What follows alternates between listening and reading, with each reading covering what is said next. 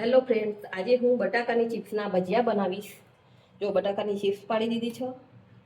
અચ્છા, બેસન લીધું 1 વાટકી, અડધી વાટકી ચોખાનો લોટ લીધો. પછી એની અંદર અજમો થોડો નાખવાનો,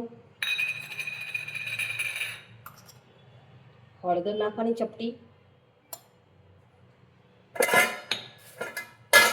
સ્વાદ અનુસાર મીઠું નાખવાનું,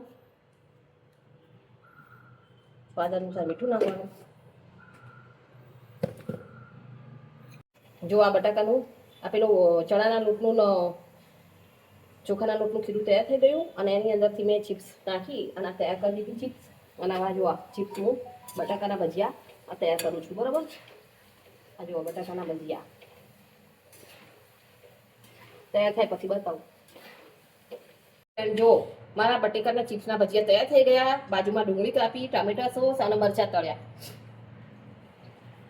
મારો આ વિડીયો ગમ્યો હોય તો લાઈક કરજો, શેર કરજો, સબસ્ક્રાઈબ કરજો. જય શ્રી કૃષ્ણ.